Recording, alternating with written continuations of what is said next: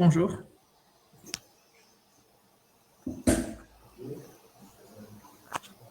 Et bonjour à tous. Bonjour.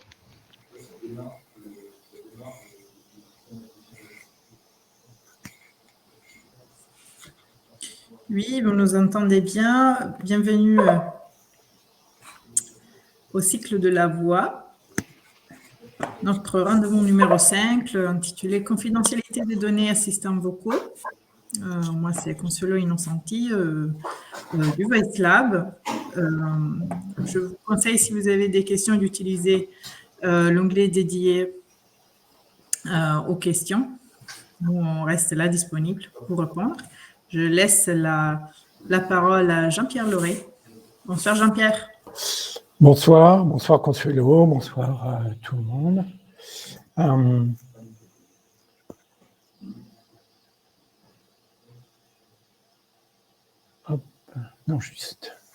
J'active la présentation. Donc, on va aujourd'hui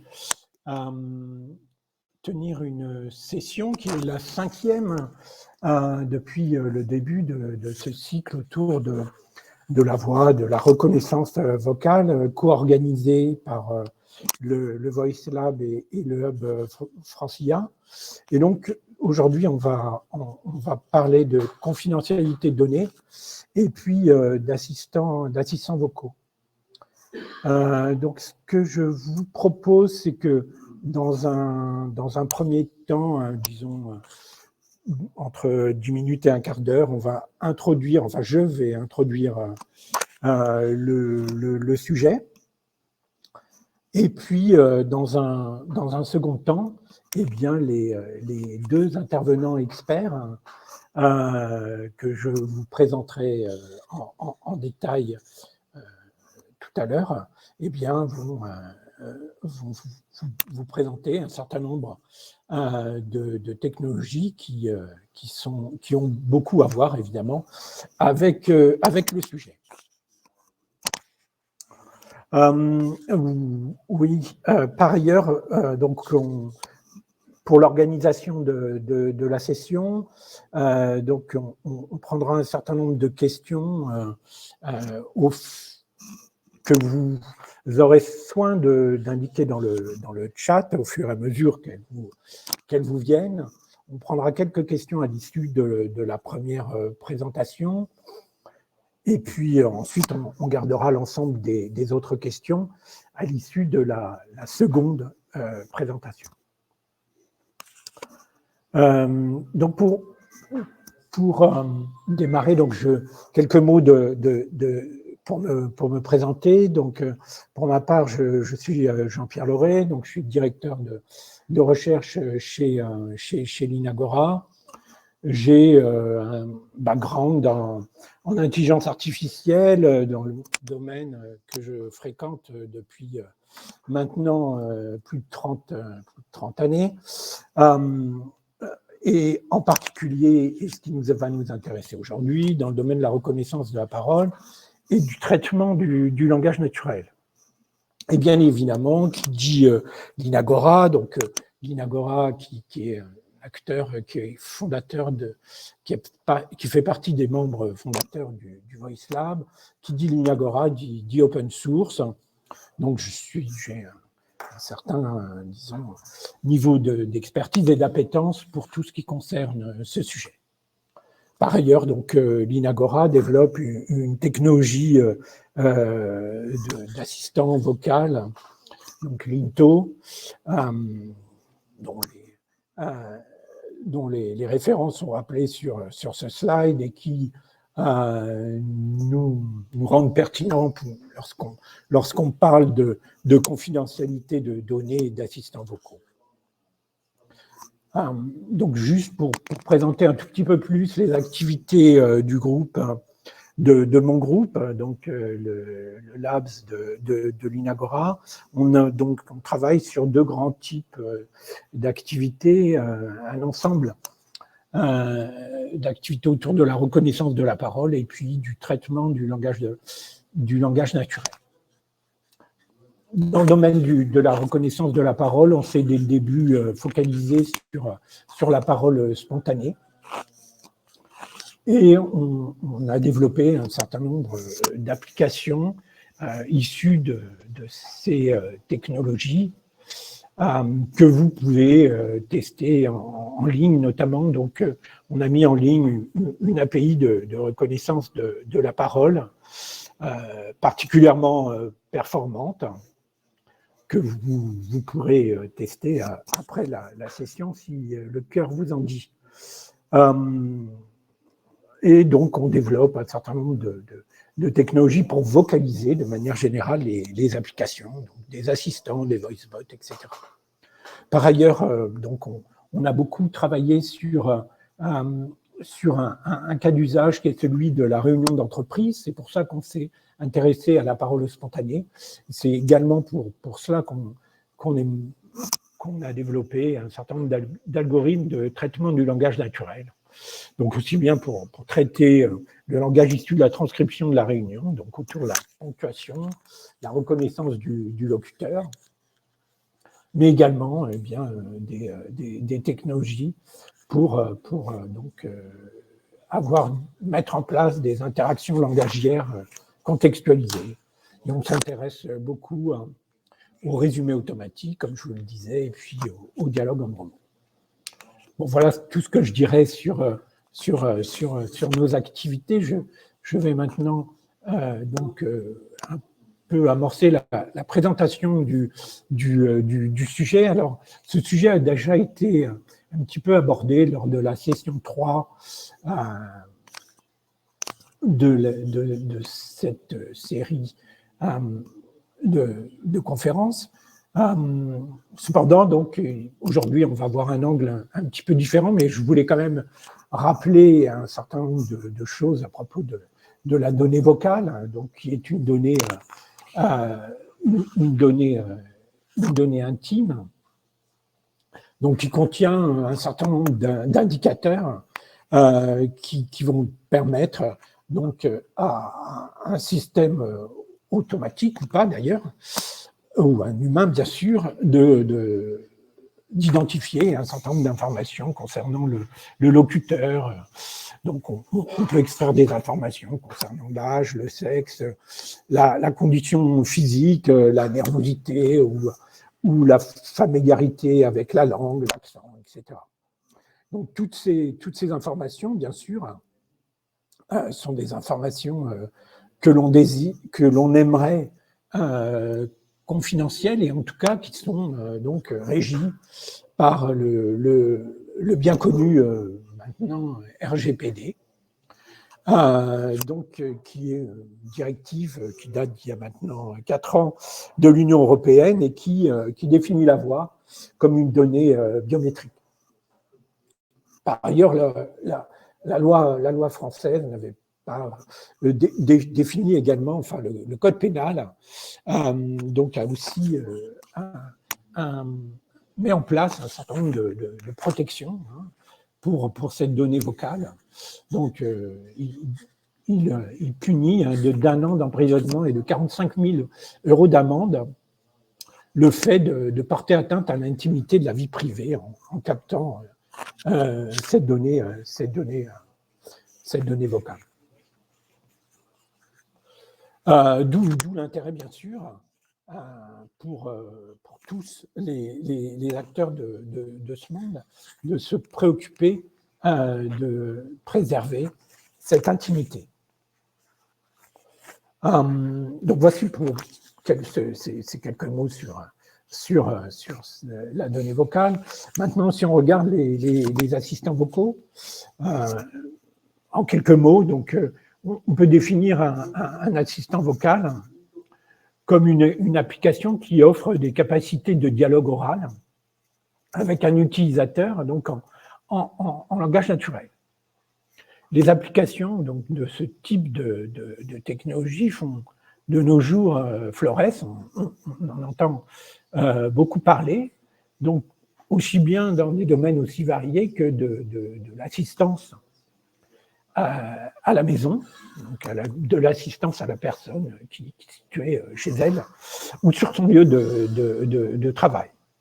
Et on dénombre un grand nombre de cas d'usage, donc des cas d'usage typiques sont des cas d'usage autour des mains occupées. Donc, vous voulez avoir une assistance, mais vous ne pouvez pas utiliser le clavier de votre ordinateur.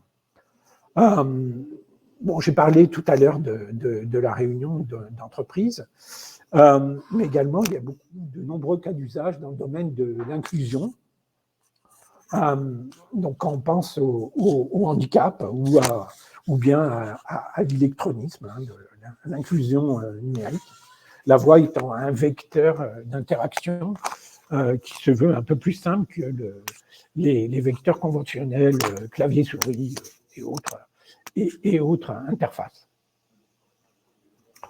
Et pour franchir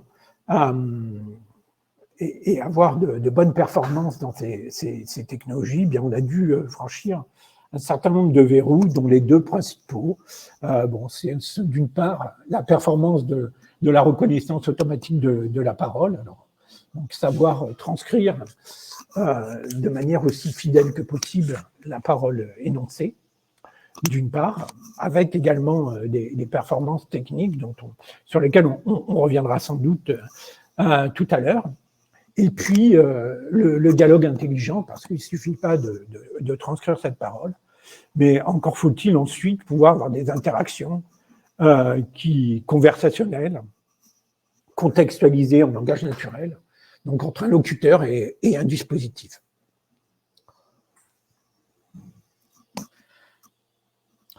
Bon, comment ça marche? Donc, de manière classique, ces outils disposent d'un certain nombre de fonctionnalités.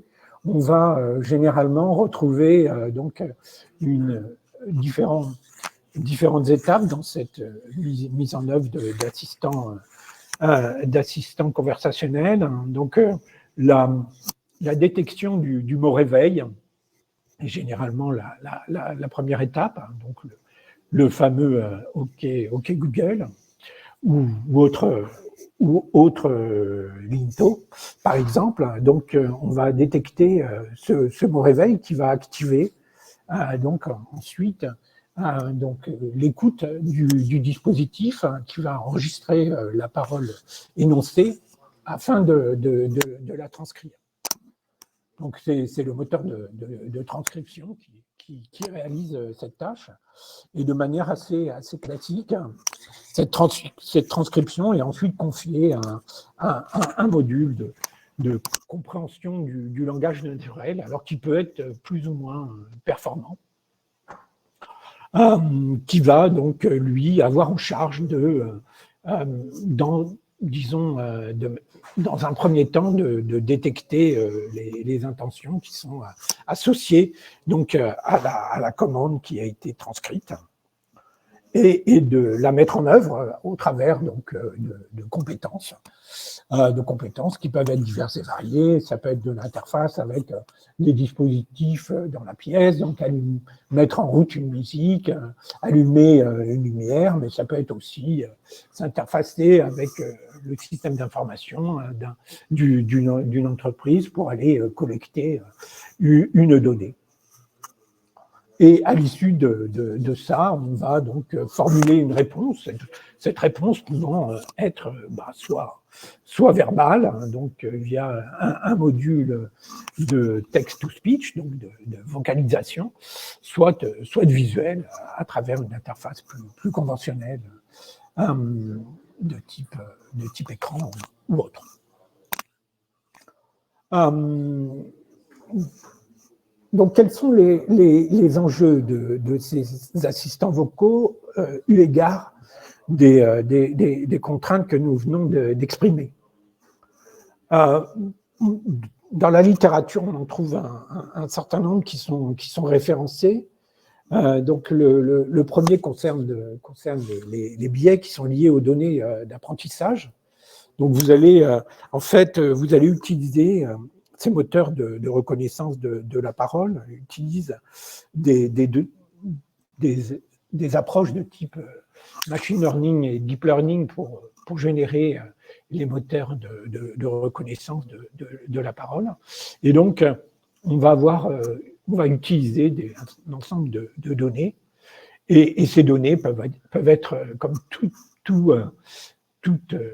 dataset, peuvent être biaisées, avec une surreprésentation, par exemple, de certains types genre ethniques ou de certaines surreprésentations de l'entité masculine versus féminine. Bon, beaucoup de biais peuvent être introduits. Donc, il faut faire, bien sûr, très attention à ces jeux de données. Il faut les maîtriser pour pouvoir être parfaitement libre par rapport à ces outils qu'on utilise. Un autre enjeu que l'on voit souvent référencé, c'est le recours à des travailleurs du clic. En effet, donc, on utilise des données annotées. Ces données annotées donc, ont été transcrites à la main, généralement.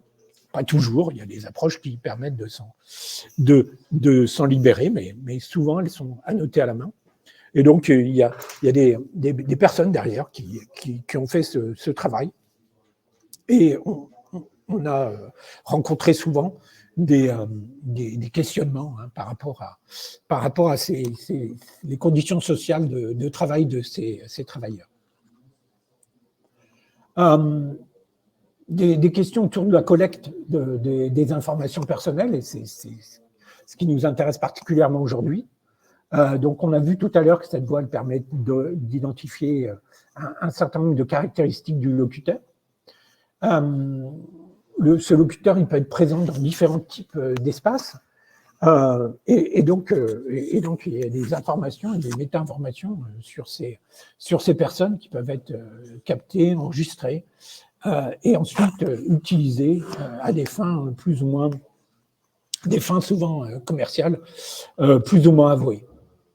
On peut se poser la question du responsable du traitement des données, parce que le RGPD impose un certain nombre de contraintes sur ces données privées, mais on peut être confronté au questionnement de savoir qui est responsable du traitement des données et à qui dois-je m'adresser pour savoir et avoir des informations concernant les données personnelles qui ont été collectées. Ces données ont potentiellement été écoutées par des humains à des fins d'amélioration, ces fameux travailleurs du clic. Et évidemment, ça pose des soucis parce que les données qui ont été manipulées par ces utilisateurs, on ne sait pas comment elles ont été protégées. L'impact environnemental est également donc, un aspect qu'il faut noter par rapport à ces assistants vocaux. De manière un peu simpliste, on peut se poser des questions sur l'utilisation de ce type d'outil pour allumer la lumière, alors qu'il est si simple d'appuyer sur un interrupteur et également plus économe en matière de technologie et de ressources diverses et variées. Bon, tous ces points nécessiteraient certainement beaucoup d'approfondissement. Et ici, je vous cite une ressource, le livre blanc de la CNIL, qui liste un peu tout ça et qui détaille, qui apporte beaucoup de réponses intéressantes à tous ces sujets. Mais moi, je voulais quand même ici lister quelques éléments de réponse par rapport à ces questionnements. Donc, des modèles des éléments de réponse autour d'un modèle de diffusion open source. Donc ça, c'est un sujet qui nous est évidemment très cher chez l'Inagora.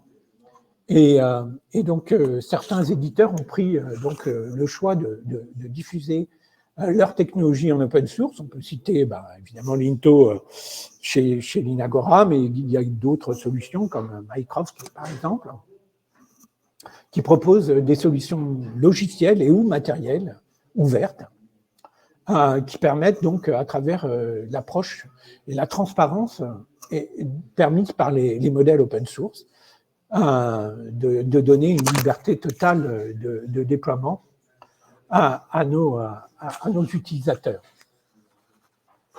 Concernant le traitement local des données, Eh bien, on peut lister deux grandes familles de solutions. Le fait de traiter la parole au plus près du locuteur, bon, on va en parler tout à l'heure, donc je détaillerai pas plus, mais c'est des approches autour du edge computing qui vont faciliter, qui vont éviter en fait la diffusion des informations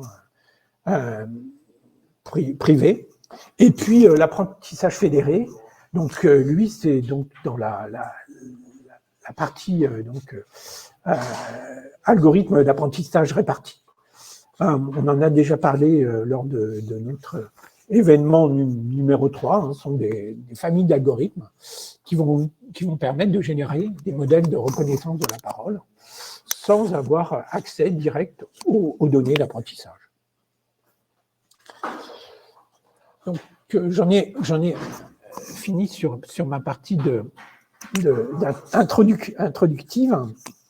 Et en tout cas, sur l'introduction du sujet, je voudrais donc dire quelques mots sur les intervenants. Donc, les intervenants de cette session sont issus d'un travail à l'INRIA, donc deux entités de l'INRIA,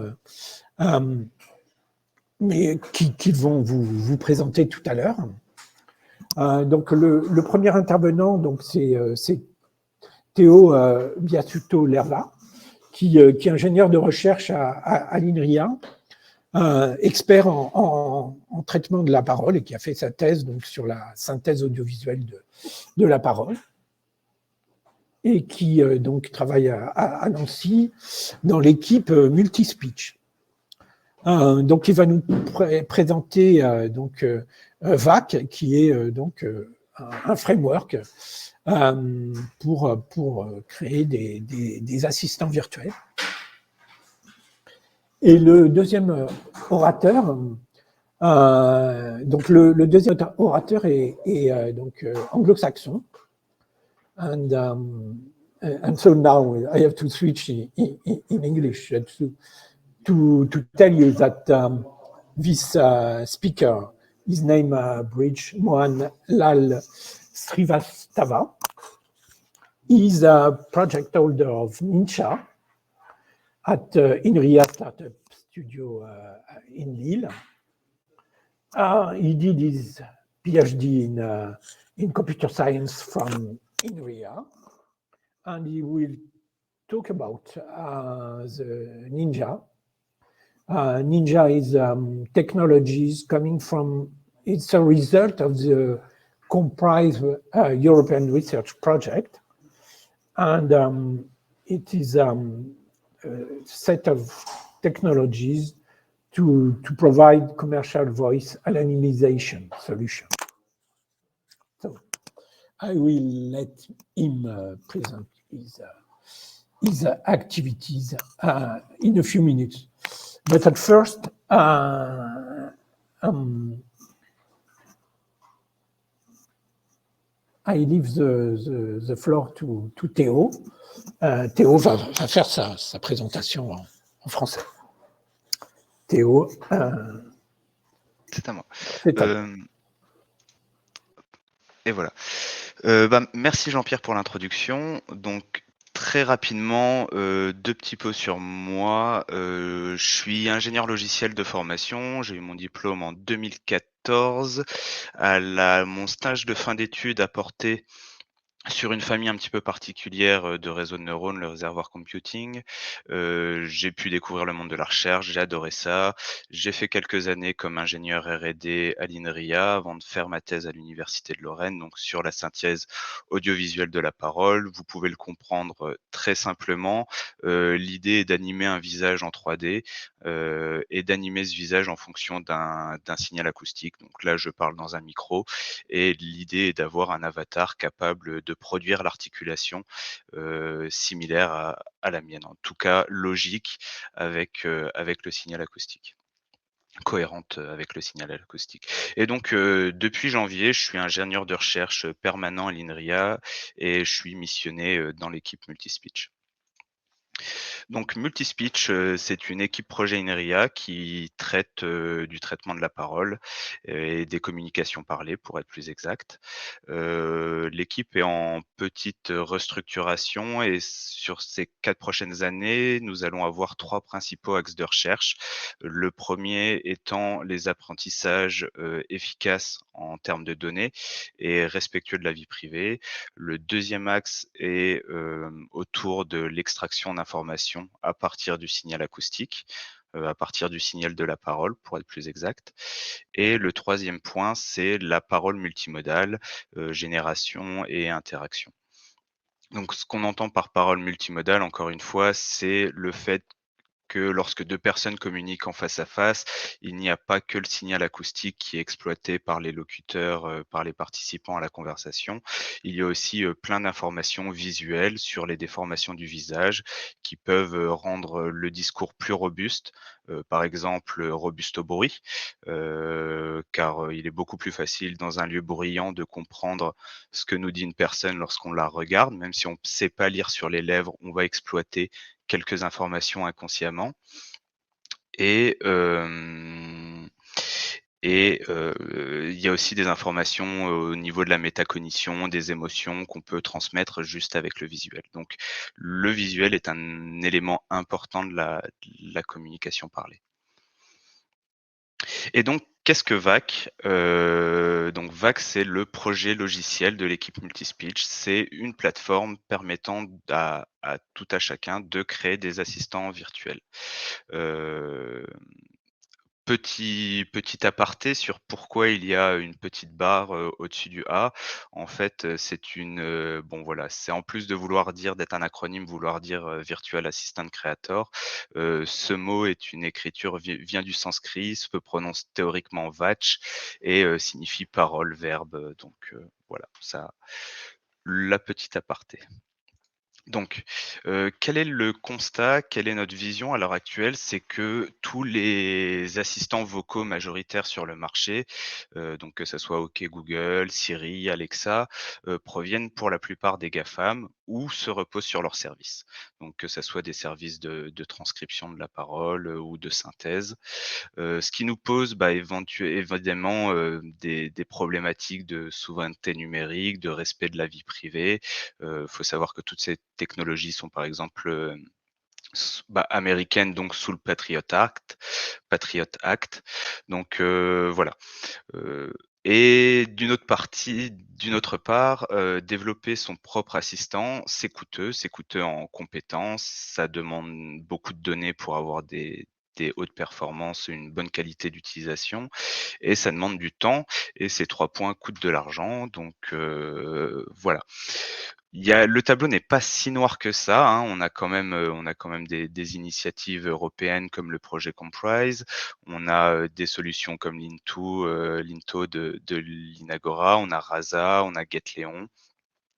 Donc ça, d'un point de vue plus logiciel et sur le point de vue collecte de données et récupération de données, pour entraîner des algorithmes, de machine learning. On a, d'initiatives, comme le Voice Lab, comme Mozilla Common Voice. Donc on a de l'espoir.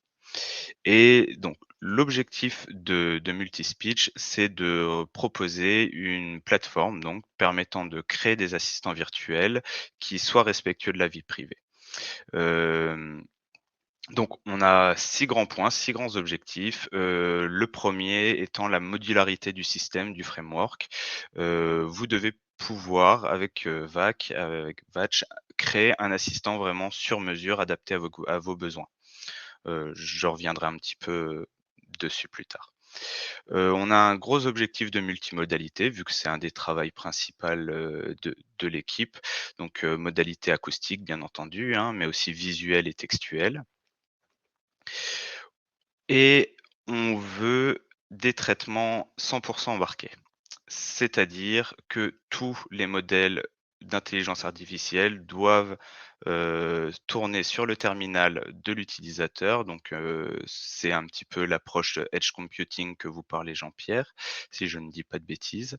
Donc voilà, il y a 2 grands avantages à réaliser des traitements 100 embarqués. Le premier avantage, c'est que par définition, par design, toutes vos données restent sur votre appareil et vous ne fuitent pas dans la nature.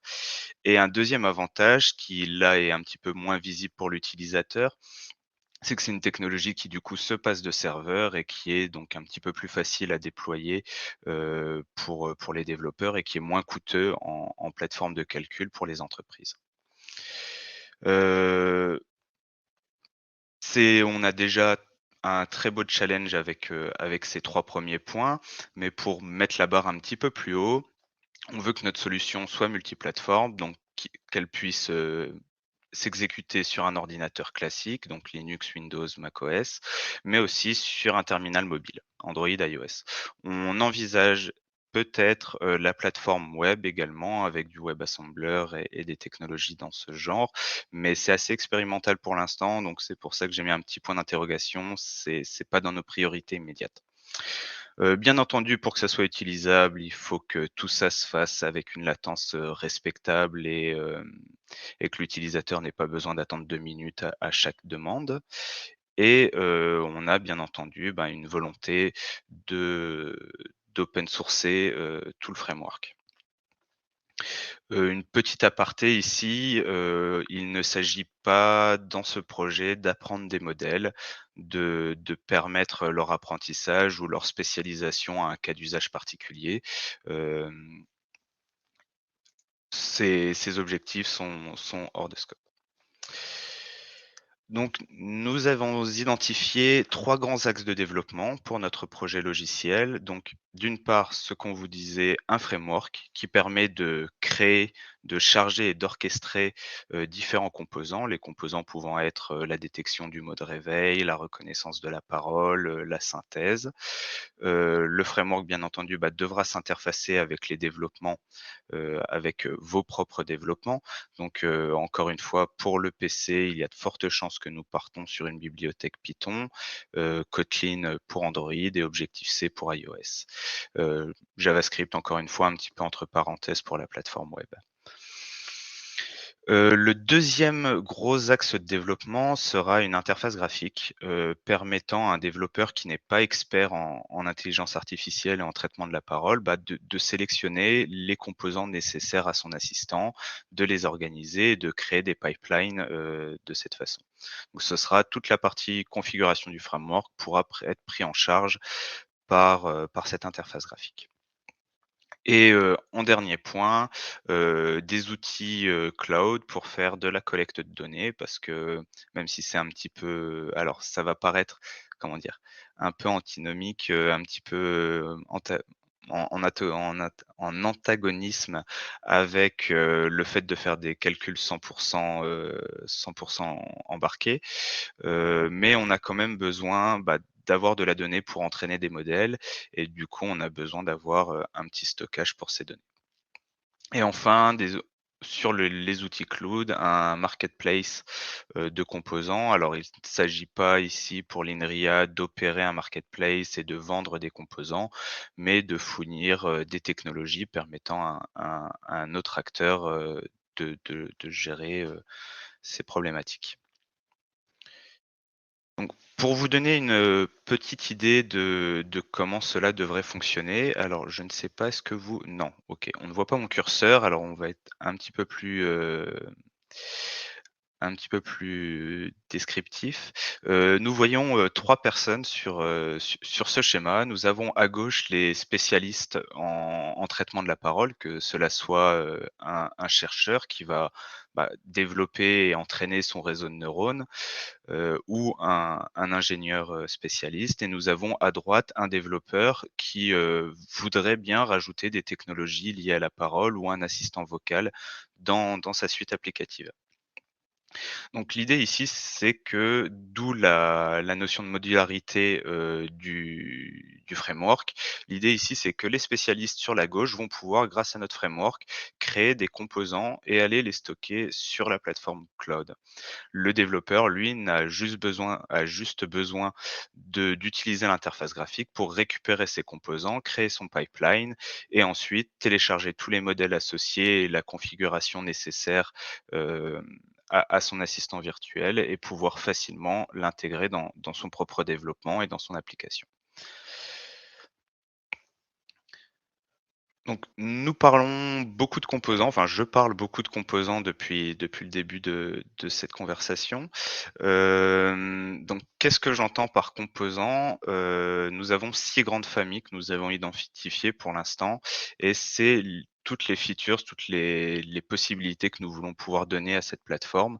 Donc d'une part, nous avons tout ce qui est, détection, donc là, ça va être la reconnaissance d'un mot-clé, par exemple, la prise de parole, en est un autre. On peut imaginer la détection du locuteur, hein, la diarisation.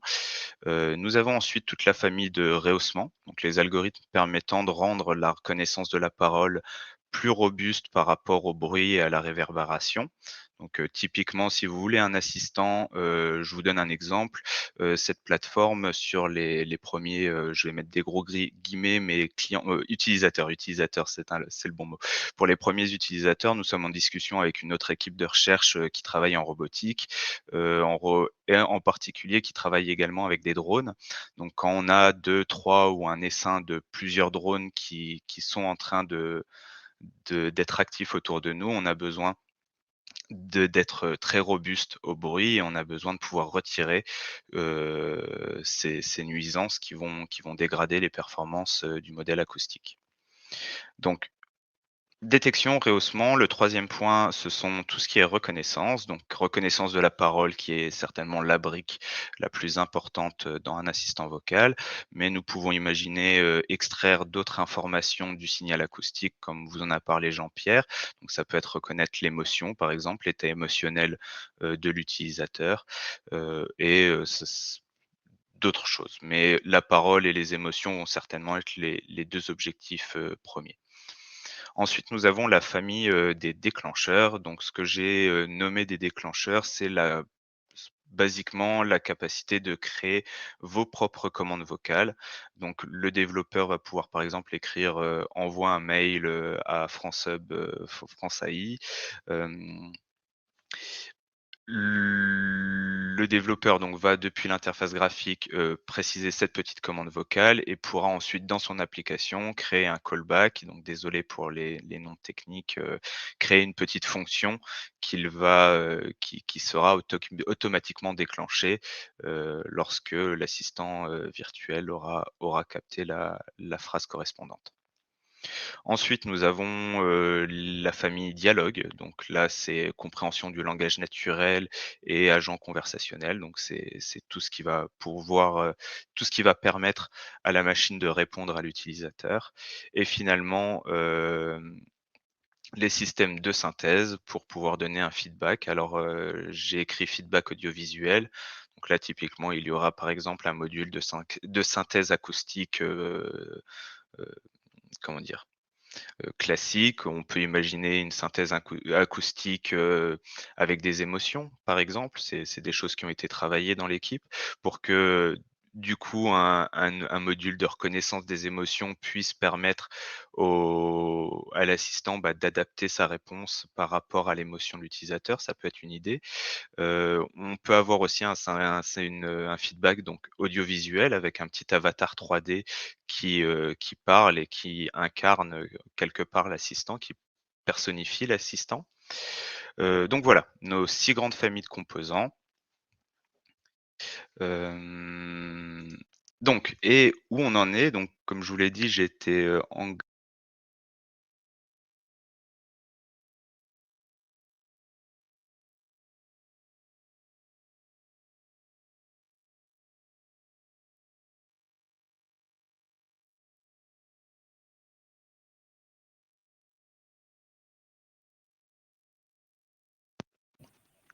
allô? Alors est-ce que le son est revenu?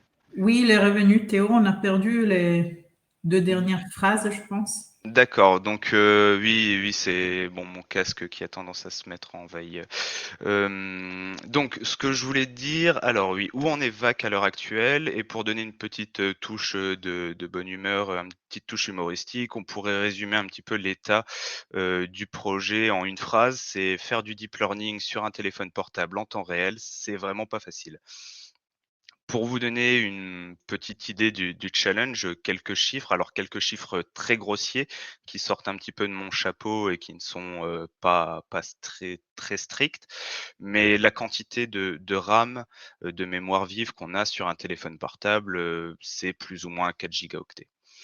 Et seule une fraction de ces 4 gigaoctets seront alloués à votre application, à notre processus. Et heureusement parce que je n'ai pas envie que mon téléphone permette à une application d'utiliser 70 de mémoire vive. Heu, à côté de ces 4 gigaoctets de mémoire, enfin de cette fraction de 4 gigaoctets, nous avons, bah, l'état de l'art en reconnaissance de la parole. Donc là, typiquement, c'est des chiffres qui viennent, de Wave2Vec 2 pour, donc un modèle, de reconnaissance issu des laboratoires de Facebook pour les experts, ici présents. Donc le modèle fait 1,2 giga. Donc à partir de là, vous pouvez très facilement vous rendre compte un petit peu de la proportion et de l'écart entre les capacités et les modèles actuels. Et en plus, alors une dernière petite note, c'est que, un CPU, une question sur, pardon, un CPU sur un laptop est en général 2 fois plus rapide si on fait une très grosse moyenne qu'un CPU sur mobile. Donc on a, en plus de ne pas avoir beaucoup de place en mémoire, il faut être, efficace, dans les calculs. Le premier et le troisième point, on peut pas y faire grand-chose. Enfin, nous, en tant qu'Inria, on n'est pas constructeur de téléphone et on va avoir du mal à faire, quelque chose. Par contre, ce qu'on peut faire, c'est, toucher à la taille du modèle. Et on a 3 grands leviers pour ça, pour essayer de faire rentrer du deep learning sur un téléphone portable. C'est la quantification. Donc là, l'idée, c'est de réduire la taille mémoire, des paramètres du modèle. Pour, le dire simple, on va avoisiner, des valeurs réelles avec, donc des flots de 32 pour les techniciens ici présents, avec, des valeurs, entières, des int8. Donc on passe, voilà, on passe de 32 de 32, de 4 octets à un seul octet par paramètre. On divise donc la taille, en mémoire par 4, à bas coût. La deuxième option, c'est de faire ce qu'on appelle du pruning. Donc là, ça va être, d'analyser un petit peu le modèle de réseau de neurones et d'aller supprimer, les connexions et ou les neurones inutiles pour, bah, voilà, encore une fois, enlever des paramètres au réseau et le rendre plus léger. Et enfin, le troisième levier à notre disposition, c'est la distillation. C'est le fait de transférer de la connaissance d'un modèle avec des millions, voire des milliards de paramètres, vers un modèle un petit peu plus petit et qui puisse rentrer sur un téléphone portable. Au niveau, technique, nous avons, fait un choix sur le moteur, de deep learning, le moteur d'inférence pour réseau de neurones que nous allons utiliser. Ce sera très certainement, le ONNX Runtime, donc ONNX pour, Open Neural Network Exchange. C'est un projet, un runtime open source, soutenu par Microsoft, donc sous licence MIT, qui a 3 points qui nous a, bon, en plus de l'open source, 3 points nous ont intéressés pour ce choix. Le runtime est multiplateforme sur CPU, GPU, Android, iOS et aussi, sur le web avec WASM. Heu, le framework permet de faire des builds, personnalisés et de faire un moteur sur mesure.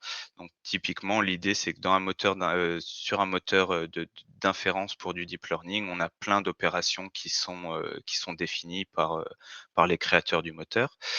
Sur ce build personnalisé, nous allons pouvoir sélectionner uniquement les opérations utiles à notre modèle et donc réduire encore une fois, bah, l'empreinte mémoire, la place en mémoire du framework, et dans un contexte de mobile, c'est encore une fois très intéressant. Le dernier point qui nous a intéressé, c'est, la facilité pour, passer d'un modèle, entraîné avec un autre framework de deep learning comme PyTorch, comme, Caffe, comme TensorFlow, à un modèle ONNX qui permet de ne pas, déranger les habitudes de travail de nos chercheurs. quelques petits points sur donc nos premiers travaux. Pour vous donner une idée sur, la distillation, nous pouvons faire des modèles, là nous avons un test, avec un modèle qui est, de Wave2Vec 2, qui est 45 plus léger que Wave2Vec 2 de base, qui est 2 fois plus rapide mais par contre qui forcément, il y a un curseur à mettre, comme toujours entre, la taille du modèle et la performance finale du modèle. Donc, Wave2Vec 2 large qui fait 1 gigaoctet fait en un petit peu moins de 2 mots d'erreur sur 100 mots, là où le modèle de base fait à peu près 4 mots d'erreur, alors que le modèle distillé, lui, fait à peu près, 10 mots, 10 erreurs sur 100 mots. Donc voilà, vous pouvez voir qu'il y a une légère perte de performance avec la distillation, mais ça va être, bah, voilà, ça va être des travaux de recherche et des axes d'amélioration, sur les mois suivants. Et pour vous donner une idée donc des capacités un petit peu temps réel, faible latence, sur CPU à l'heure actuelle, on arrive à faire de la reconnaissance de la parole en 7 du temps de parole. C'est-à-dire que, par exemple, pour 2 secondes d'audio, on peut traiter ça en environ 150 millisecondes. Pour les modèles de rehaussement de la parole, nous avons aussi quelque chose, dans les tiroirs qui tourne bien en 25 du temps de parole.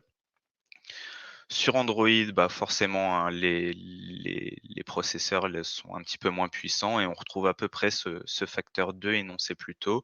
On fait la reconnaissance en 15 du temps de parole. On s'attend à faire du rehaussement à peu près 50 du temps de parole. Ça aurait dû être fait pour aujourd'hui, mais il y avait, bah, cette présentation à préparer.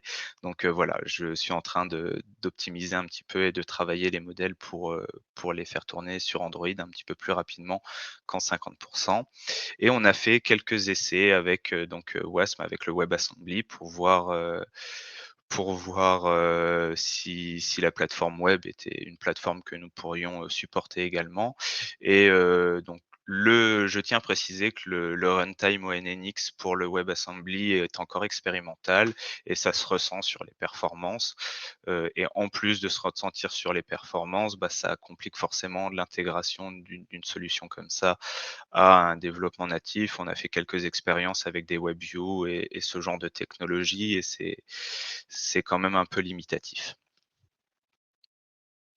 Donc les prochaines étapes, hein, pour ces 6 prochains mois, enfin voilà, ça va être dans, bah, la synthèse de la parole, hein, qui est une brique essentielle, hein, acoustique pour l'instant. Ça va être le moteur donc, de callback avec cette possibilité de créer ses propres commandes vocales, hein, les déclencheurs. Heu, une fois que nous aurons ces 2 pièces, bah, ça va être de faire toute la pipeline, ce qui va certainement, je m'attends à ce que cela nous pose, voilà, encore une fois, quelques petits problèmes, techniques, surtout au niveau de la taille en mémoire. Donc il va certainement avoir une grosse passe d'optimisation à faire pour pouvoir faire tenir toute la pipeline, dans un téléphone portable et ensuite, ce sera, bah, réaliser, la version alpha du framework et faire tout ce qui est DevOps pour mettre en place, intégration et déploiement continu, sur le framework, testing, enfin la panoplie classique de l'ingénierie logicielle. Et pour vous donner une vision un petit peu plus long terme, du projet, donc cette année sera donc, comme je vous l'ai dit, consacrée principalement à l'architecture logicielle, au DevOps, proposer un premier framework alpha avec tous les composants essentiels à un assistant vocal. Nous espérons pouvoir à la fin de l'année commencer à ouvrir le framework à des testeurs externes. Donc, encore une fois, là, les petits points en gras que j'ai mis, sur ces derniers points, ce sont des points où justement vous avez peut-être, votre, mot à dire et la possibilité de participer au projet. Donc, voilà, si vous êtes intéressé par Vatch, n'hésitez pas à me contacter par email, pour éventuellement, devenir bêta-testeur. Donc l'année 2023, elle, sera principalement consacrée, aux agents conversationnels. Donc voilà, faire, le modèle du dialogue et tous les modèles de compréhension du langage naturel. Il va également avoir une grosse partie, de l'année consacrée à la récolte de données pour pouvoir améliorer en continu, les modèles que nous proposons. Hem, Nous espérons fin 2023 avoir, donc une ouverture cette fois-ci, plus uniquement aux bêta-testeurs, mais vraiment une ouverture au public et une mise à disposition, du framework pour la communauté, et nous espérons également, recruter en 2023. Donc encore une fois, un petit point, en gras, si jamais vous êtes intéressé par le projet. Alors je ne veux pas, si vous êtes déjà dans une entreprise, je ne veux pas, qu'on m'accuse d'essayer de vous débaucher, mais si jamais vous connaissez des étudiants, de vos anciens stagiaires qui ont envie de travailler sur, des ingénieurs jeunes diplômés qui ont envie de travailler sur, ces problématiques, encore une fois, n'hésitez pas à m'envoyer un petit un petit mail. Donc, à l'issue de ces 2 années, l'année 2024 principalement, donc encore une fois, avec un recrutement d'un deuxième poste, je l'espère, énormément, et l'arrivée d'une première version stable, d'une première version 1.0 du framework, qui, bah, débouchera sur, un enrichissement assez naturel du catalogue, donc en particulier, sur tous les travaux de l'équipe, vis-à-vis de la multimodalité. Donc rajouter la capacité de mettre un avatar animé, par exemple, sur votre assistant. Cette année-là sera aussi consacrée à l'interface graphique, donc pour la configuration et la création de pipeline, et à la création d'outils pour fournir, de marketplace, pour pouvoir fournir, les différents composants à l'interface graphique. Et enfin, à l'issue de cette, 3e année, nous espérons avoir un produit, relativement stable, et donc une communauté d'utilisateurs qui commence à se développer, qui est présente, et voilà, ça sera, peut-être la création d'un consortium, de l'amélioration continue dans tous les cas du logiciel, et de l'animation, d'une communauté open source. Je vous remercie, pour votre attention, et si vous avez, la moindre question, c'est le moment d'utiliser, le petit onglet questions Oui. du Oui, il y avait une question qui a ah été oui. posée. Ouais. Alors Pardon. oui, je vois la question, d'Émilie. Donc comment gérer le Oui. problème des non-natifs et les problèmes d'accent? Oui, alors ça, c'est une grosse problématique, hein, sur la reconnaissance de la parole, effectivement. Alors je suis pas un spécialiste reco, hein, je suis plutôt côté synthèse, moi, de base. Là, clairement, pour moi, le nerf de la guerre, c'est les données, et ça va être très difficile de reconnaître, des accents, de non-natifs, pour une L2, pour une deuxième langue vivante. Ça va être, très compliqué de la reconnaître hem, si on n'a pas de données. Ça, c'est une chose évidente, il va falloir faire de la collecte. Hem, donc voilà, je sais que typiquement le Voice Lab est en train de travailler sur ces problématiques-là, donc voilà, j'espère, j'espère que c'est des initiatives qui vont prendre vie et qui permettront, de créer des dépôts nationaux de données, mais oui. Après, il est possible de faire, tout ce qu'on appelle, domain adaptation, typiquement, faire des algorithmes, semi-supervisés qui utilisent un petit peu de données labellisées et beaucoup de données non labellisées, donc ce qui diminue au moins l'effort d'annotation. Mais même si on peut diminuer l'effort d'annotation, on va être obligé de récolter de la donnée à un moment ou à un autre. Ça, c'est sûr, et après, oui, donc ça, c'est pour les modèles, et après à l'utilisation, c'est encore des questions ouvertes. Est-ce qu'on va détecter automatiquement que l'utilisateur est en train de parler, avec une langue non maternelle, enfin avec une langue qui n'est pas sa langue maternelle? Ouais, voilà, ça, c'est encore des questions ouvertes. Est-ce qu'on rajoute un composant permettant. Oui, désolé, j'ai entendu le casque qui se mettait en veille cette fois-ci. Donc est-ce qu'on va rajouter des composants permettant de détecter que c'est un locuteur non natif pour pouvoir changer de modèle à la volée et passer sur un modèle spécialisé pour du non natif? Ça, c'est des questions qui sont encore, largement ouvertes, de notre côté. J'espère que j'ai pu au moins répondre en partie à la question.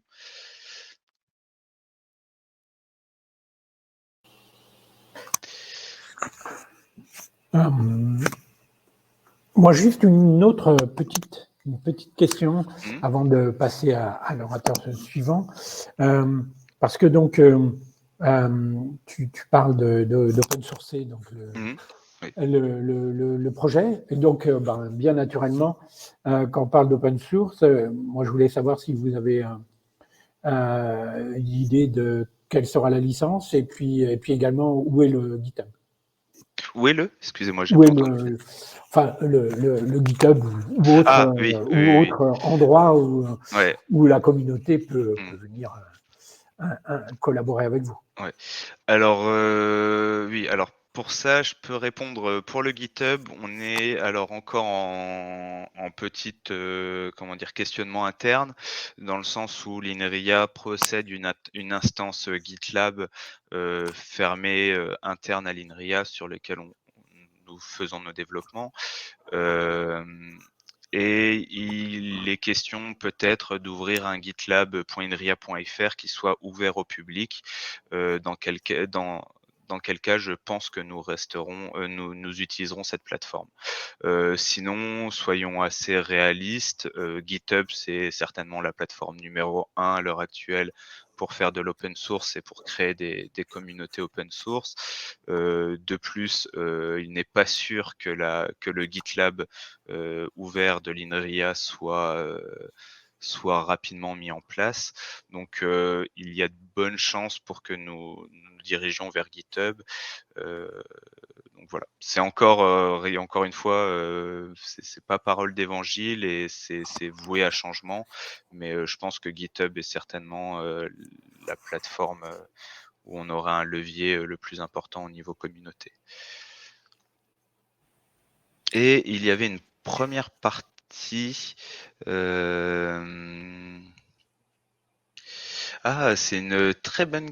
Alors, la première partie de ta question, Jean-Pierre, je ne me souviens C'était plus la dans quelle licence. place. La Ah, licence. la licence, oui. Alors, là, on est encore en on est en début. Bah, c'est le projet est lancé depuis peu et typiquement pour exactement la licence, donc typiquement, des questions comme, est-ce qu'on autorise l'usage commercial? De ce que je me souviens des discussions en interne, ce sera un oui. Est-ce que la licence sera contaminante pour que les codes utilisés, enfin les codes se basant sur notre framework, doivent être open source? C'est des questions, voilà, qu'on est en train de discuter avec notre service transfert et valorisation pour justement essayer de bien cerner ces questions-là. Voilà, c'est une réponse assez floue, désolé. Mais voilà, c'est encore, le choix précis de licence. Est-ce que ça va être du GPL, du MIT? C'est encore, une question en suspens. Ou du CECI. Merci. On a une autre question, Jean-Pierre. Oui, Je mais sais on va pas. peut-être, comme l'autre question, elle est relative au RGPD, c'est-à-dire un domaine qui est couvert également par la deuxième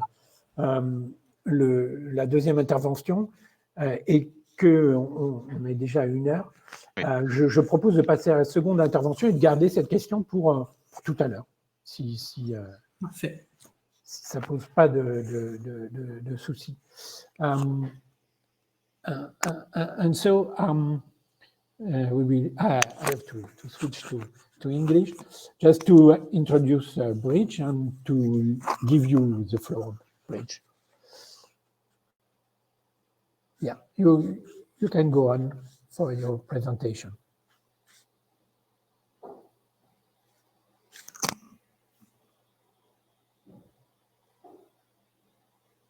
Any issue, or can you hear me? Can you hear me? Yeah, it's okay now. And my screen is visible, right? Yeah. Okay, so thank you, Jean-Pierre. Let me start with my presentation of Nishta voice anonymization. My name is Bridge. Okay, let me start with the team. So I'm the project holder of Nishta at INRIA Startup Studio in Lille. and maybe Jean-Pierre already introduced me. I finished my PhD at INRIA Lille in Nancy. My associate is Nathalie Wauquet. She is a research engineer at INRIA Lille, and Saeed Ahmed Hosseini, who is a PhD student at INRIA Nancy, and Dr. Emmanuel Vanson. He's a senior research scientist and head of science at INRIA Nancy, and he was also the leader of the H2020 Comprise project. So this is the team. The agenda for this talk is threefold.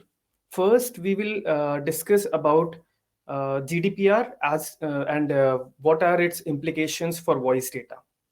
Then we will briefly review the research that was conducted in H2020 Comprise project and how this research led to creation of NISTA. Then how NISTA's solutions satisfy the GDPR criteria exactly. So let me start. The first topic is GDPR and voice.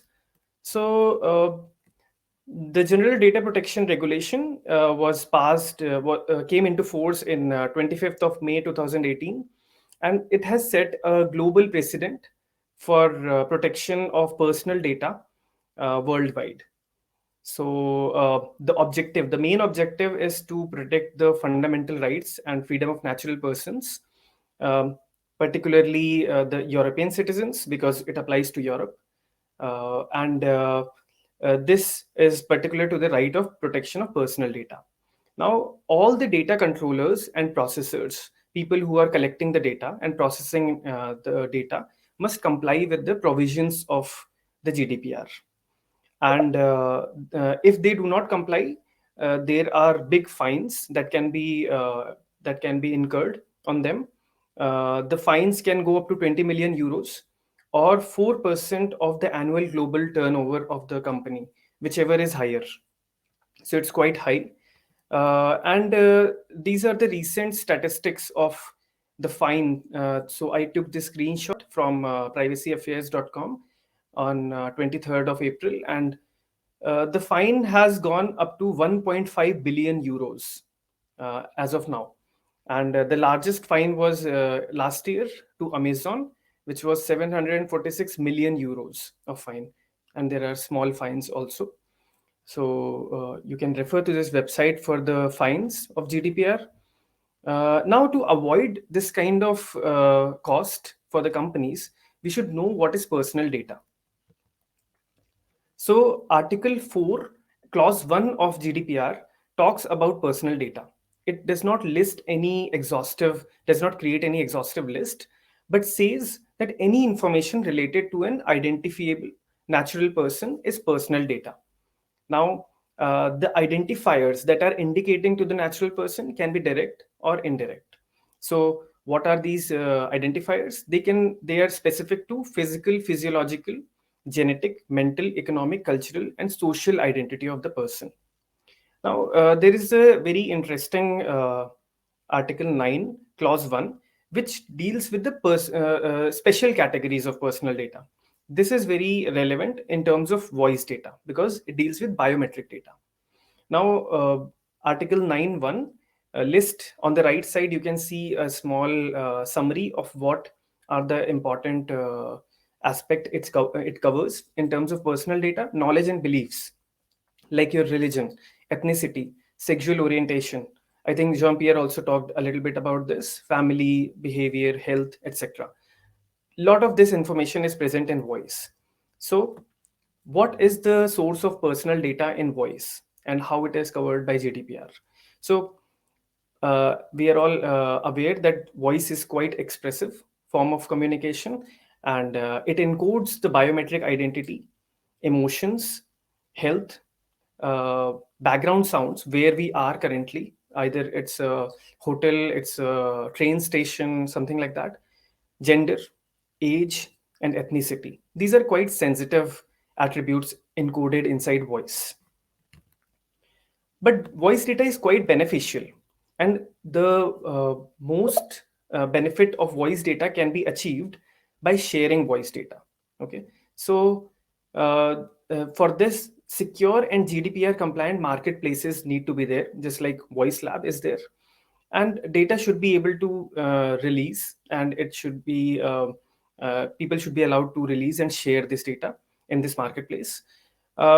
Research communities, they should be able to use this data and improve the state of the art, and companies, they should be able to use the data for judging the quality of their service through third party analytics. So they should be able to share this data with third parties, and this will create value out of the data.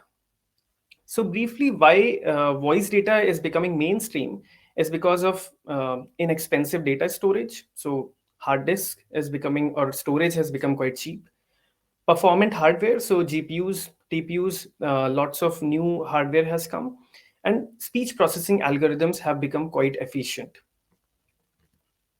Now, what is the threat and how this threat is imposed on voice data? We have categorized the threats in 3 categories here. There can be much more.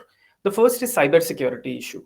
So your servers can be hacked, your accounts can be compromised, and your precious voice data, which contains your biometric information, can be stolen.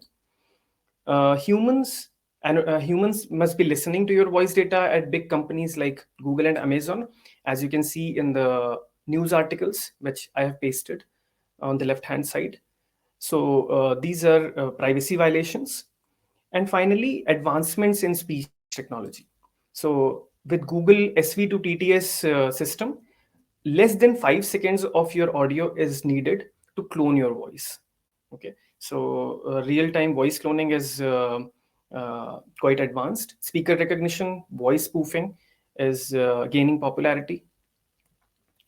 So all is not lost here, because people are getting aware about voice data. I think Jean-Pierre also mentioned about CNIL white paper.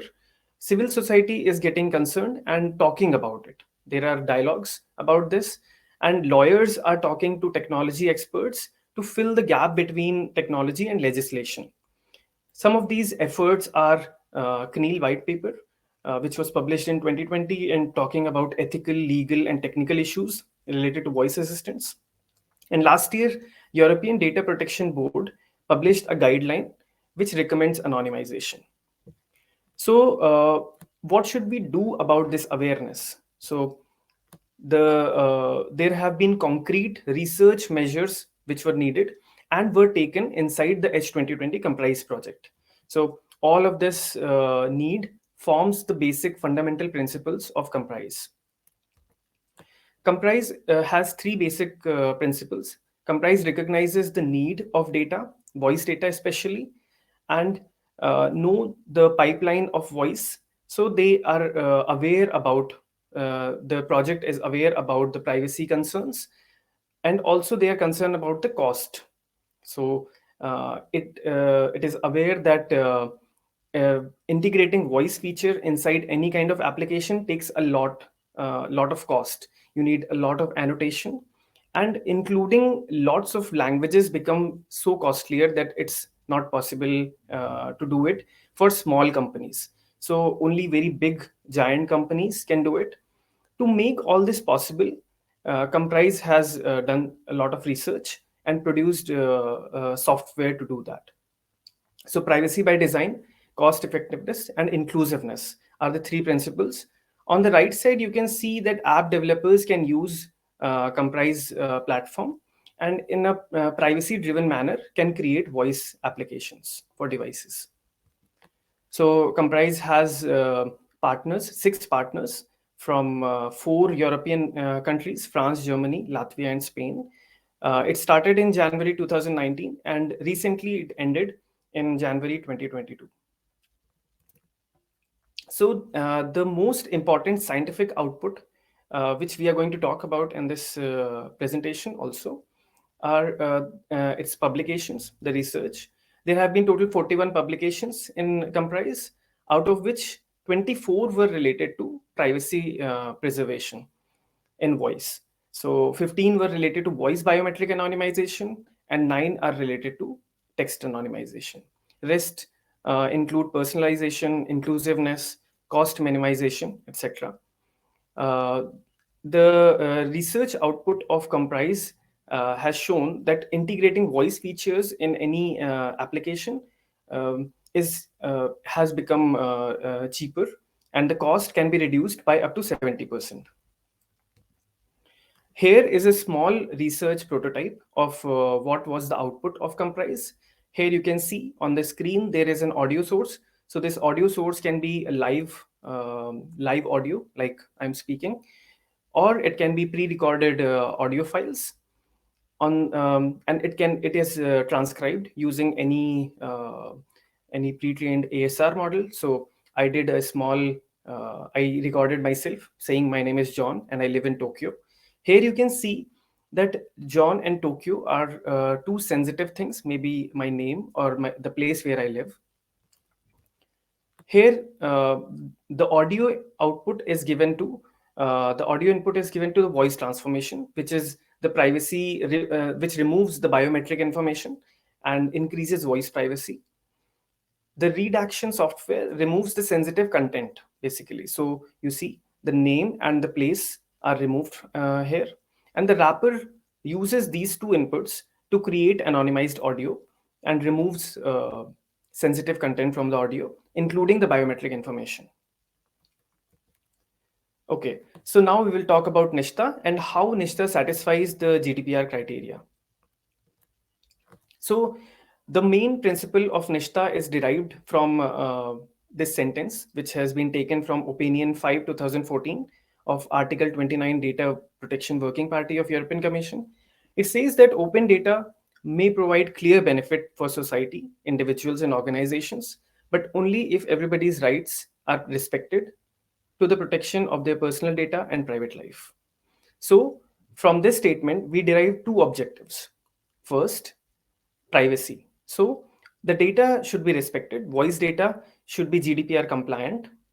And this data should be, after it has been anonymized, after it has followed the GDPR guidelines, it should be able to be shared, stored, and processed remotely.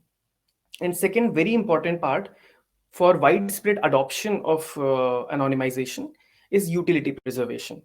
So this is what makes people adopt anonymization more, because the relevant attributes are still preserved and can be used for improving models of AI models, etc. So we preserve the utility of voice data for individuals and organizations. Okay, so where is privacy needed? First of all, privacy is needed in any place where voice data is collected and stored and processed. So first is telephone. We call call centers. We call telecom operators. We use telecom operators. In specifically contact centers, up to 100,000 hours of data is collected per day. So this is quite a lot of data, and it is stored in servers of call centers. Second sector is broadcasting. So media organizations, televisions and radio, they often broadcast sensitive content like testimonies of police personnel, whistleblowers, and recently there have been a judgment which says that the court trials have to be published on television and radio. So, and the third sector is voice assistants, which Theo has talked about. So there have been more than 100 billion devices of voice assistants, and particularly these voice assistants are quite sensitive because they stay inside our home where we have our family. Sensitive conversations are going on. So this is one of the need where the privacy is needed.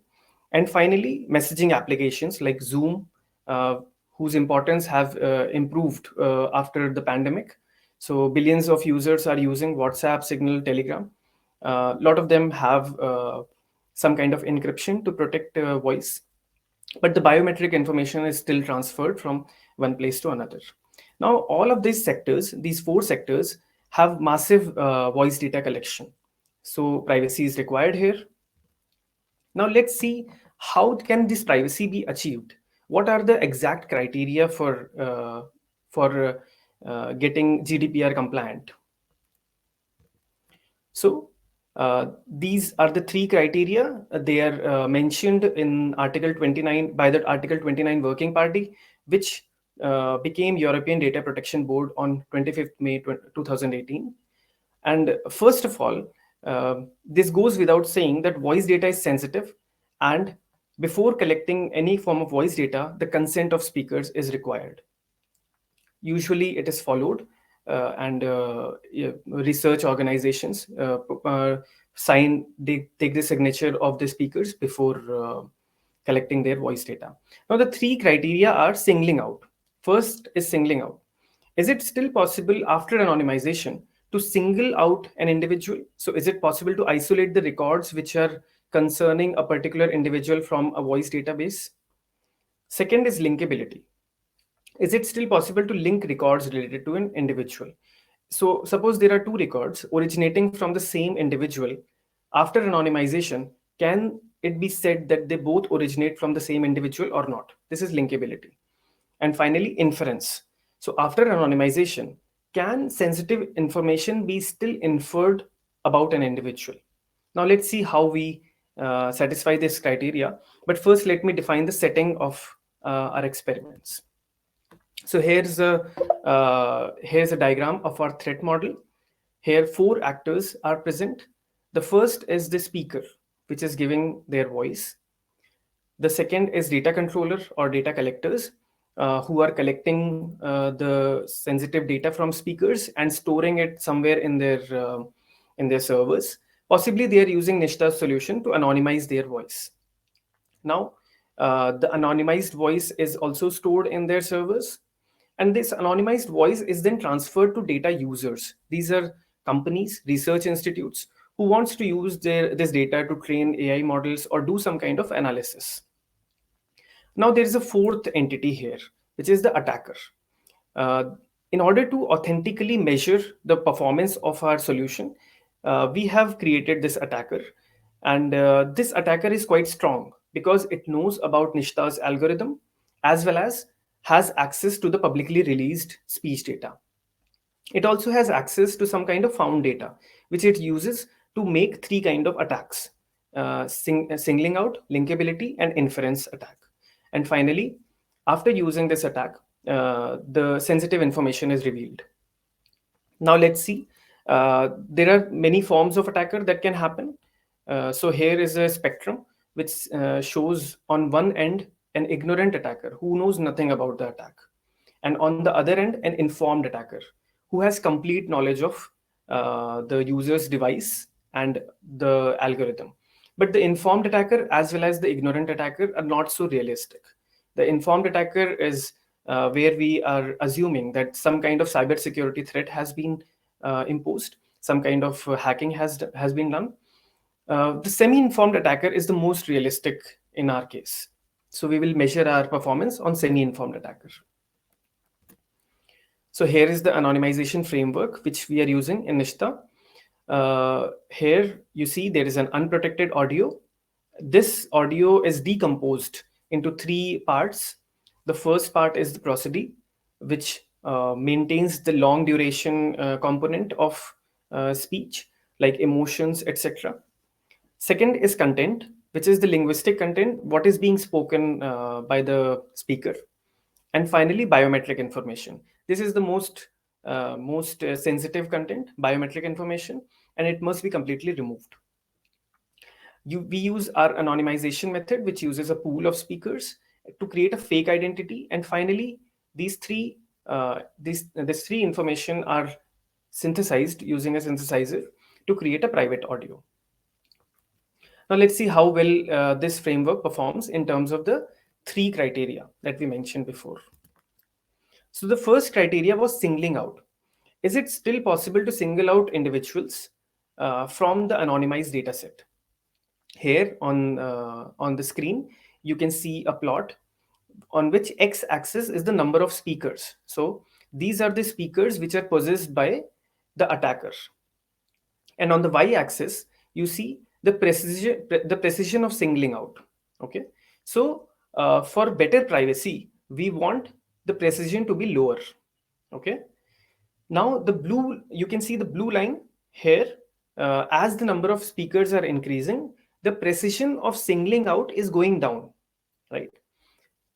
This is before anonymization. Now have a look at the red line. Here you can see after anonymization, the precision of singling out is going down much faster. In fact, to be concrete, the precision of singling out achieved when the data set is 20,000 speakers in original case can be achieved with just 52 speakers after anonymization. So the privacy has been improved significantly. Now, the second criteria is linkability, whether the two records of an individual can be linked with each other after anonymization or not. So, before anonymization, they can be linked 90% of times. With some conventional anonymization algorithm, they can be still linked 80% of times. But with Nishta's solution, the two records can be linked less than 20% of times. So here also we say that linkability, in terms of linkability, also Nishta's solution are performing quite well. And the third criteria for GDPR compliance was inference. Can we still infer some kind of sensitive information from the speaker? So here again you see the x-axis is the number of speakers with the attacker, and y-axis says what is the rank of the true identity. So we are doing identity attribution to every utterance. For every utterance, we want to find the true identity. So the rank should be lower. If the rank is lower, then there is no privacy. But if the rank is higher, then there is better privacy. So you can see the blue curve again, and the rank is very close to 0 all the time. So there is no privacy there. While the red line is very close to the chance level rank. So identity cannot be found out very easily. So this is identity inference. The second is gender attribution. So can we find out the gender of the person after anonymization or not? Before anonymization, we can find the gender of a person almost 100% of time. It's very easy to find the gender of any person from their voice, unless they are children. Children's voice is a bit challenging. On the side, after applying Nishta's solution, you can see the gender attribution. The probability of gender attribution goes to chance level. So 50%. There are only two gender, so that is the chance level possibility, and that is 50%. So we have obfuscated the gender information also.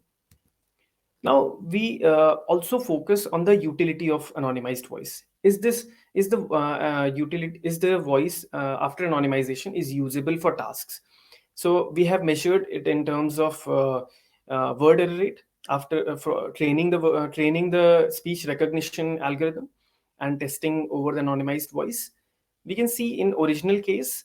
So these are the recent results where we have worked on advanced privacy with some advanced slicing techniques, and we can see that in the original case the word error rate is around 6%, while after applying anonymization the word error rate improves, so it goes to around 4%.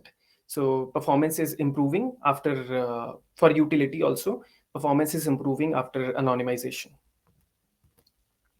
So finally, we want to show what is the value we are adding to different stakeholders whose biometric identity or their people who are giving their voice or people who are using the voice data. And this is also a broad vision of Nishta.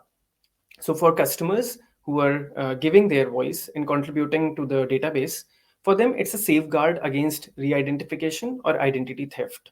Also, their privacy is protected for if the people are listening or annotating their voice.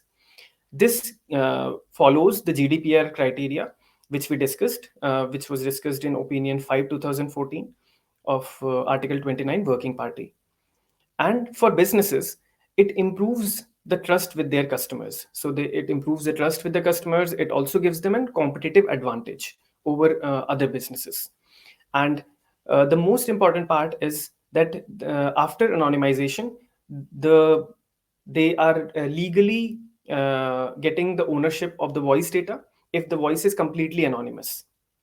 The recital 26 of the GDPR says that completely anonymous voice is out of the purview of GDPR protection. So after anonymization, they are also creating value for their business. So they can use this data and share this data without worrying about the GDPR penalties. And for individuals, it gives them freedom of expression. They can now go about and they can go to the media, or they can express their views.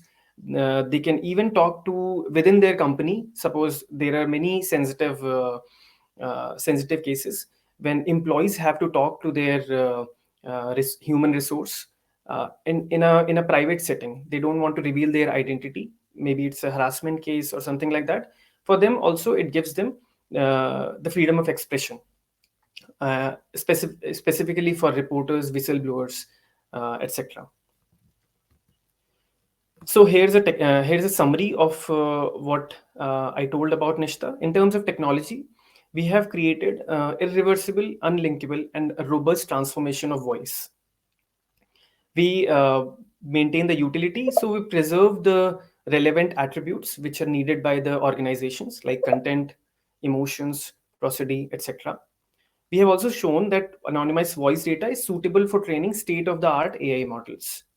And since we are not using any real person's voice, there is no threat involved to any real individual.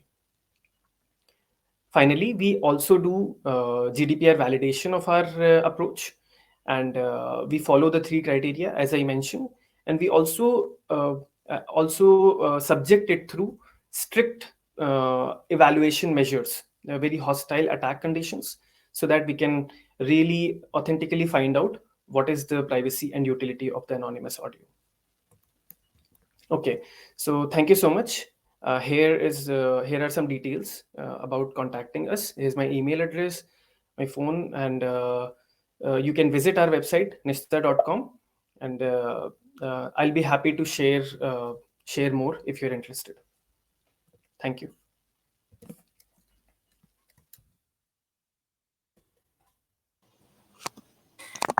Thank you. Yes. I don't know, Jean-Pierre, if you want, we got some questions, and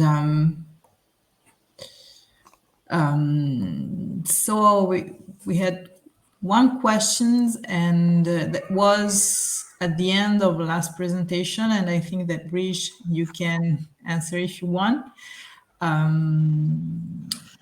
So they asked, our company established in France, but customers are American, subject to the GDPR. Okay, so the vice versa is actually true. If there are other companies who are companies situated in other countries serving European customers, have to follow GDPR, but the other way may not be applicable unless there is a local law protecting their citizens. So like San Francisco or the California area has a law for data privacy, so those citizens are protected. But I'm not a legal expert here, so don't take my advice on the face value. But I think it's not needed if the American citizens who don't have any law in their own state, then this is not needed. Okay, thank you.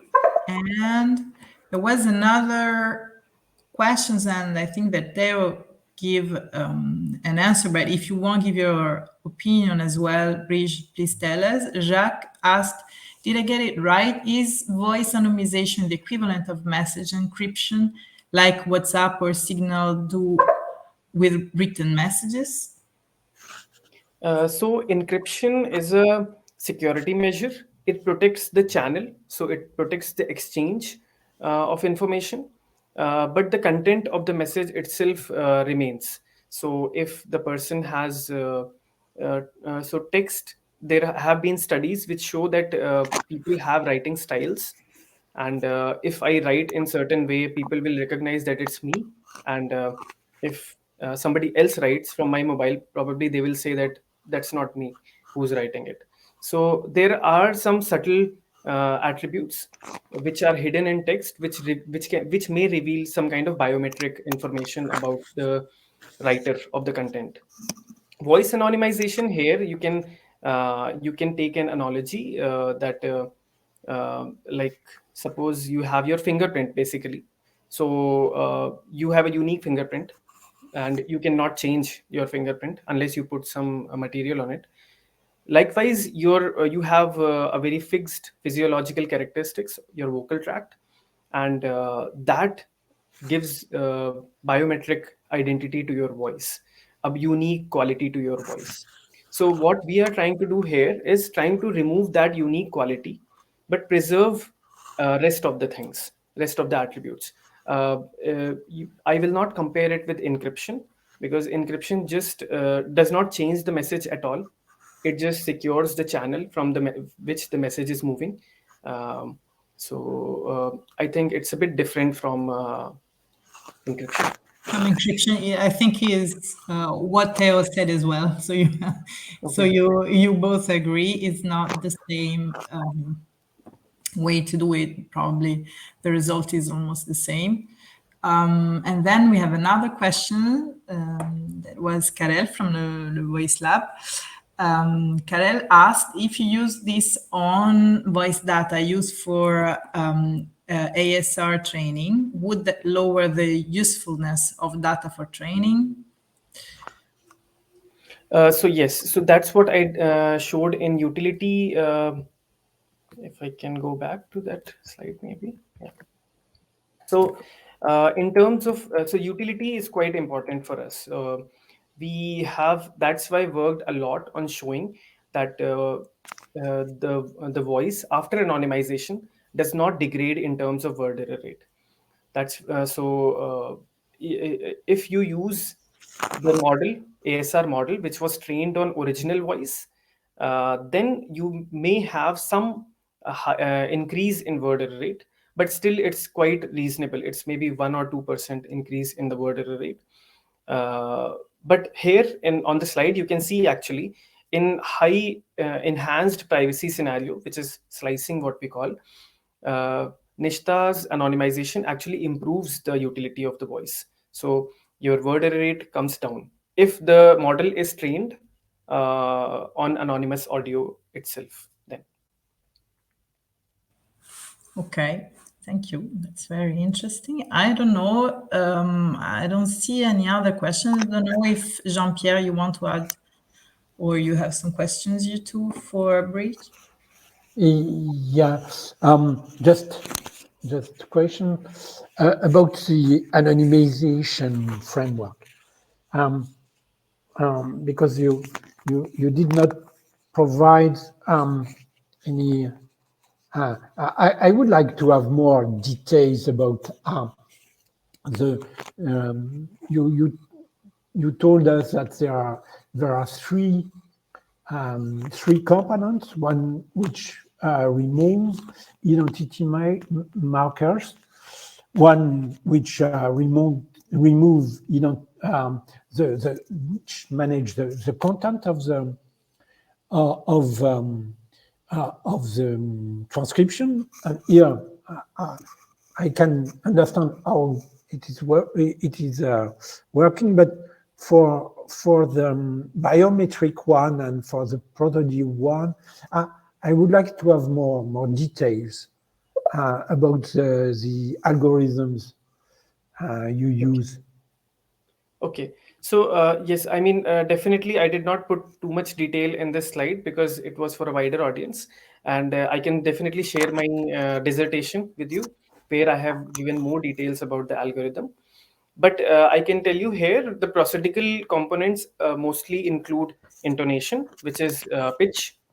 And the content includes linguistic information, which can be some form of phonetic information coming from some linguistic feature extractor, which preserves basically the pronunciation of audio, but only very broad classes of pronunciation, so phonemes, but not too many details. So these are derived from the intermediate layers of a neural network, which can be an ASR, which can be some form of phonetic transcriber.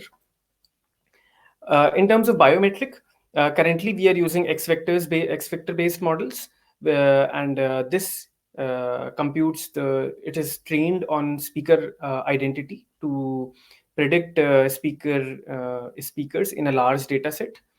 So it's a speaker identification model, and these are also some kind of intermediate layers of a neural network. And after this, we have the anonymization. This anonymization is basically composed of selecting proper X vectors from a pool, and this selection criteria is the one which is quite important, quite crucial, because if you select X vectors from in a criteria, in a bad criteria, then your utility will go down. So we provide some kind of design choices. We provide whether you can select same gender or you can select different gender. You can select. We don't have age right now, but we plan to include that you want to preserve the age. We also plan to have more design choices, but currently we have gender, and we have basically what sort of distance measure that you use. So this kind of design choices are present in the anonymization. And finally, these three features are then used as input to a customized speech synthesizer, which is based on Hi-Fi GAN currently. So it uses a neural source filter based speech synthesizer and with a Hi-Fi GAN discriminator to generate the high quality audio. Okay, thank Do I you. answer your question? Yeah. I really would like to have a look at your PhD. Yeah, I can. Yeah. I can possibly play some samples, maybe. So I have a sample in French. Let me know if you can hear it. Au revoir. Okay. So this was the original au revoir voice, and this is the anonymized one. Au revoir. Au revoir. Au revoir. Au revoir. Au revoir. Au revoir.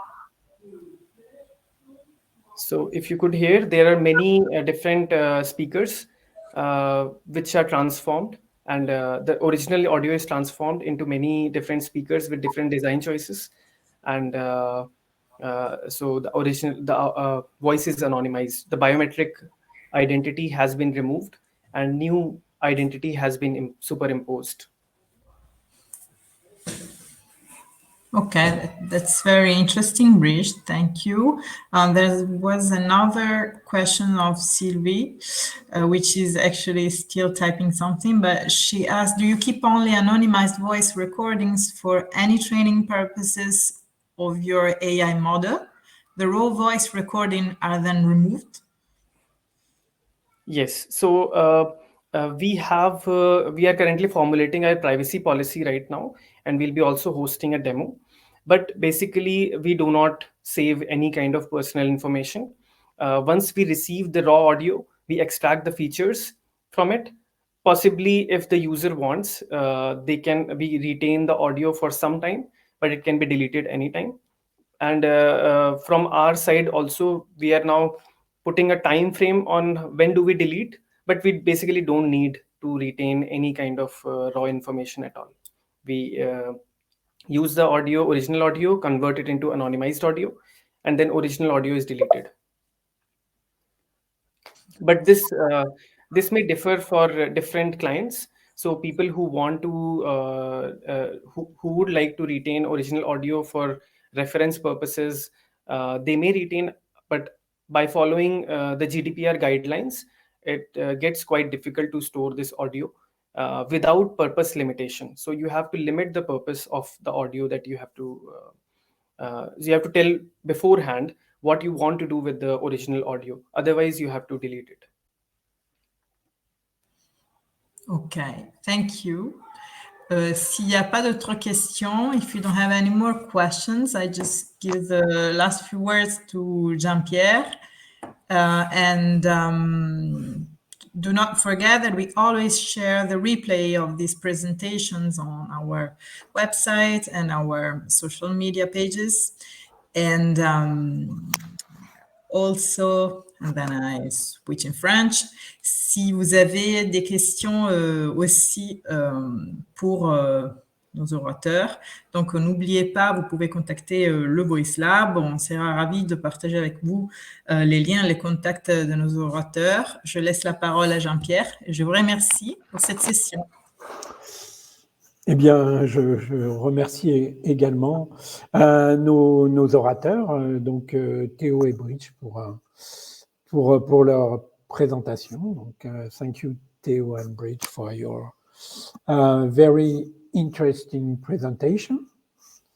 Et puis, il ne me reste plus qu'à vous souhaiter une bonne soirée, et puis à vous donner rendez-vous à la prochaine session de notre cycle autour des données vocales. Merci beaucoup. Merci, Bonne soirée au revoir. tout le monde. Merci à tous. Bonne soirée. Au revoir. Au revoir.